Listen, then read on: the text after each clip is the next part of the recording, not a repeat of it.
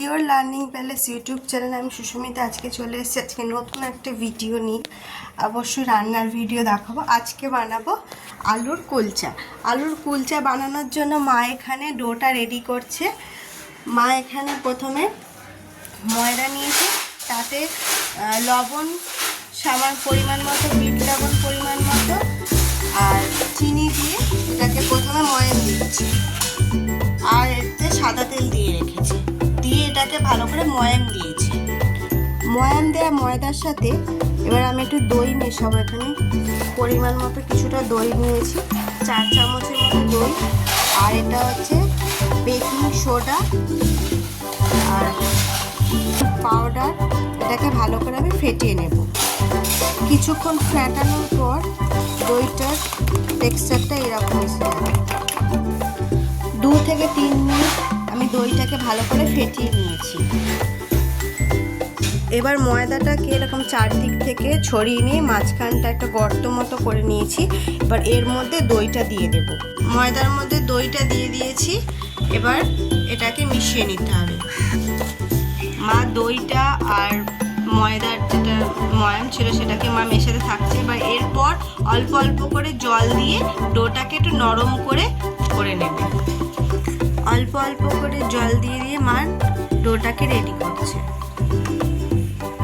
ডোটা রেডি হয়ে গেছে। এবার একটা ভিজে কাপড় দিয়ে ঢাকা দিয়ে দিতে হবে। ঢাকাটা এরকম ঢাকা দিয়ে 2 ঘন্টার মতো রেখে দেবো, রেস্টে রেখে দেবো। সাইজের একটা আলু নিয়েছি, ওটাকে ভালো করে ধুয়ে নেব। জলটা গরম হতে বসিয়ে দিয়েছি। আলুটাকে সেদ্ধ করব, তাতে লবণ দিয়ে দিলাম। আলুটা বিভিন্ন জায়গায় গায়ে চিড়ে দিয়েছি। এবার জলের মধ্যে দিয়ে এটা সেদ্ধ বসিয়ে দিয়েছি। এবার ঢাকা দিয়ে সিম করে দেব 20 মিনিটের জন্য। আলুটা সেদ্ধ হয়ে গেছে। আলুটা মেখে নেওয়া যায়, কিন্তু আমি আলুটা মেখে নেব না। মেখে নিলে অনেক সময় আলু শক্ত হয়ে থাকে, সেই জন্য এই গ্রেটারটা দিয়ে আমি আলুটাকে গ্রেট করে নেব। আলুটা গ্রেট করা হয়ে গেছে। এর মধ্যে অল্প করে আদা গ্রেট করে দিয়ে দিলাম। 2 ছোট সাইজের লঙ্কা দিয়ে দিলাম। এই এতটার মতো জিরে গুঁড়ো দিয়ে দিলাম। নুন দিয়ে আলুটা সেদ্ধ করেছি, তবু স্বাদ মতো লবণ দিলাম। এবারে এর মধ্যে একটু চাট মশলা দিয়ে দিলাম। এবার এটা আমি মেখে নেব। এর সাথে পেঁয়াজ কুচিও দেওয়া যেতে পারতো, কিন্তু আজকে বৃহস্পতিবার নিরামিষ করছি, সেই জন্য আমি এখানে পেঁয়াজ কুচি দিলাম না। এবার এটাকে ভালো করে মেখে নেব।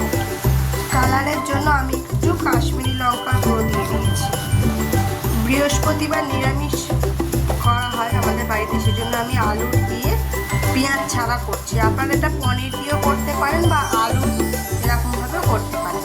এদিকে আমাদের ডোটা রেডি হয়ে আছে। ডোটা কতটা নরম হয়েছে দেখুন, অনেকটা ফুলেও গেছে। এবার এটাকে এর ওপর অল্প করে একটু তেল দিয়ে আমি আর একটু মেখে নেব। ভালো করে এটাকে আবার ঠেসে নিচ্ছি। এবার লেচি কাটবে, দিয়ে দেখো কতটা নরম হয়েছে। মা লেচি করে নিয়েছি। এবার পুর ভরা হবে। মা এরকম ডোটা লেচি করে নিয়ে বাটি করে নিয়েছে। এবার বাটির মধ্যে আলুর পুরটা দিয়ে দিয়েছে। এবার মুখটা বন্ধ করে দেবে। আলুর পুরটা দিয়ে মা ভালো করে মুখটা বন্ধ করে দিচ্ছে। এবার মা বেলে নিচ্ছে। এরকম মোটাভাবেই বেলতে হবে। এবার এরকমভাবে বেলে নিয়েছে, নিয়ে এবার কালো জিরে ছড়িয়ে দিচ্ছে ওর ওপর থেকে। এটা কালো জিরেগুলোকে একটু বসিয়ে দিচ্ছে। গ্যাসটা জ্বেলে নিয়েছি, জলটা জোরেই দিয়ে রাখি। এবার এর মধ্যে জল দিয়ে দেবো।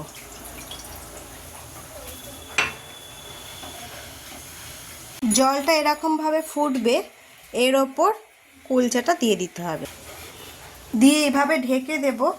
দিয়ে এই ফুটোটাতে আমি একটা লবঙ্গ দিয়ে, যাতে বাষ্পটা না বেরিয়ে যায়, এইভাবে সিম করে রাখবো। এই ঢাকাটা ব্যবহার আমি এই জন্যই করেছি, যাতে ভেতরে কুলচাটা কিভাবে ফুলছে সেটা আমি দেখতে পাই। জলটা ফুটবে, আর ফ্লেমটা আমি জোরেই দিয়ে রেখেছি।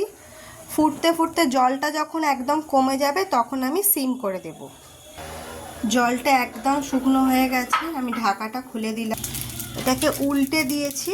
এবার আমি একটু ঘি গলিয়ে রেখেছি, ঘি ব্রাশ করে দিচ্ছি, বা এটাতে বাটারও ব্রাশ করা যায়।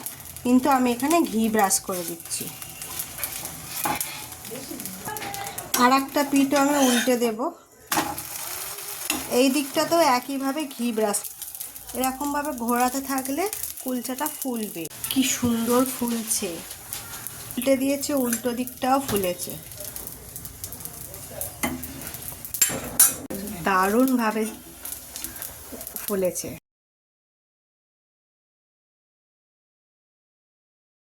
কুলচা কমপ্লিট হয়ে গেছে, দেখো কীরকম নরম হয়েছে, কিছুটা দোকানের মতনই নরম হয়েছে। আমাদের কুলচা কমপ্লিট। এই ভিডিওটা যদি তোমাদের হেল্পফুল মনে হয় অবশ্যই শেয়ার করবে, লাইক করবে, আর কোনো টিপস থাকলে আমাকে অবশ্যই কমেন্ট করে জানাবে। ওকে, টাটা। অন্য দিন আবার নতুন ভিডিও নিয়ে আসবো, আর একদিন আনবো কুলচার সাথে কুলচার একটা তরকারি রেসিপি নিয়ে আসবো। ওকে, টাটা।